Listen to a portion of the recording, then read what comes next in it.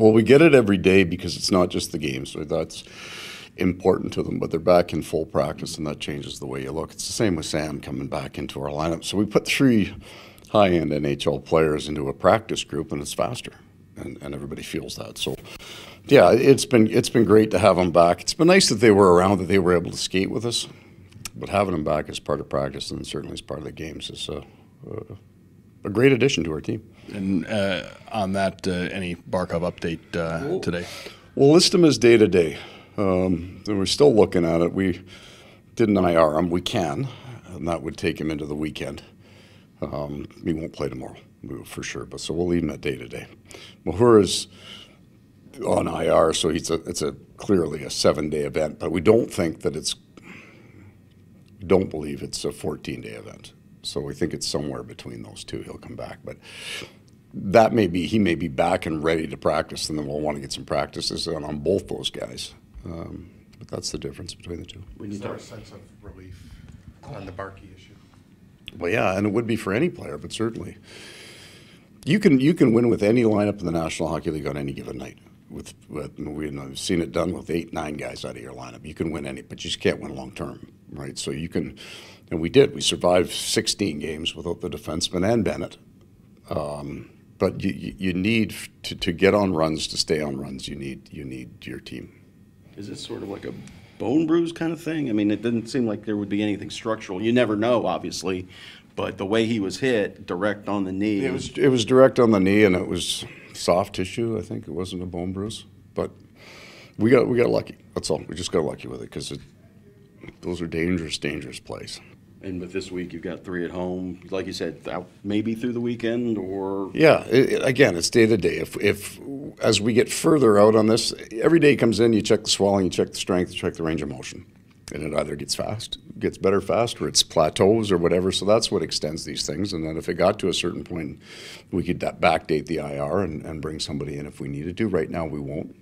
We'll just play it day by day. And looking at it, Anton Lundell. He's played with Reinhart, obviously, the last 2 seasons, and he also knows Verhaeghe pretty well. Right. You feeling pretty good, especially off the game you just had. Well, that line, the problem was Lusterin and Lundell and Cousins were incredible in that game. It was as good as the lines played in a long time, and they were dominant. So, so I don't want to break that up, or didn't want to break that up. But depending on how it goes, the lines are sort of set, but really what's going to happen is those left wingers are going to move around, because you can always play Lusterin with Lundell and Reinhart. That was a line last year that we actually checked with, and going into Edmonton they've got the top 6 loaded onto 2 lines. That may be something that we do, but we'll start where we have a little bit more balance, and if we need to kind of react to it during game, we will. And you got Jonah in now. The other night. Adds a little something different, right? I liked his game because it was simple, but he also did some things with the puck that were real good. There's a physical edge, and he can handle himself. And I've always thought it was good to have a guy like that in the lineup, but he has to be able to play, and that's what he's proven right now. If you want to tell us one more on Barkey, did you expect something different Friday night when you saw him? You never know, right?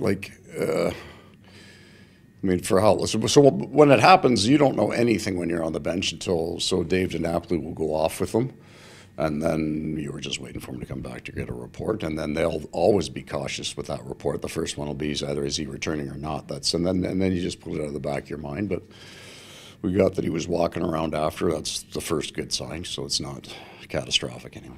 We talked about Anthony Stolarz before, but it seems like now he's showing everything. He's shown that he can sit for a month, and he's shown that he can play 2 and 3. It seems like he's doing everything right for you guys right now. Yeah, he was doing it. He had a big game. And then what's important as well is that he was really good in practice today. And I don't spend too much time critiquing goalies, but I'll watch the backup a little bit more, because those are his games, to see if his work level, and you can kind of tell where he's at mentally. Man, he was wired today, so he's been really good. And his numbers suggest that, and that's a critical piece to what we do. We have to be able to get Sergei the amount of rest that he needs to be sharp.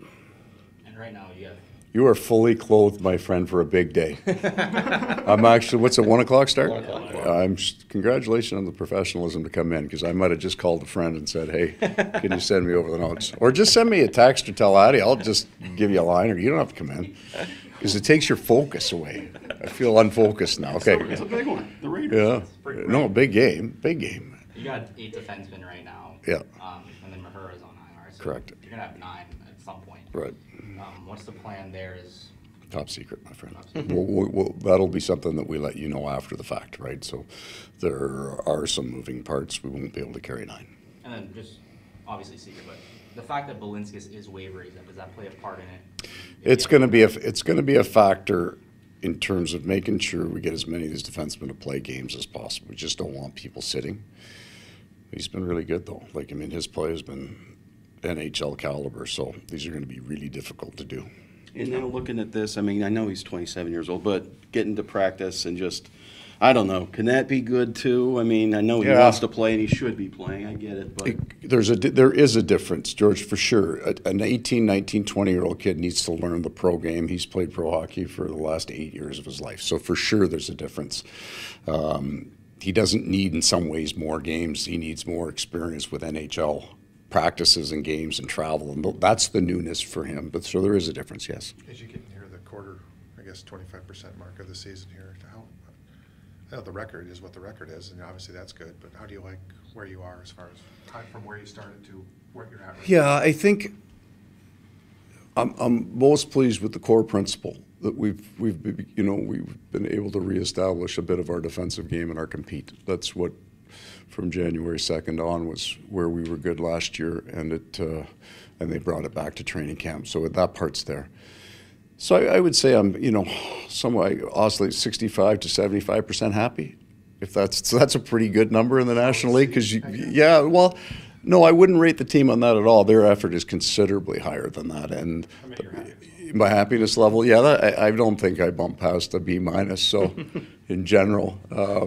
No, that's not fair. I think you take those are 3 big pieces out of our lineup. And that's true of any team in the NHL. And these guys have worked their butts off. And I try not to make too big a deal of it, because that's 3 men that's in our lineup that are doing the job right now that may not get into the lineup when everybody was healthy, right?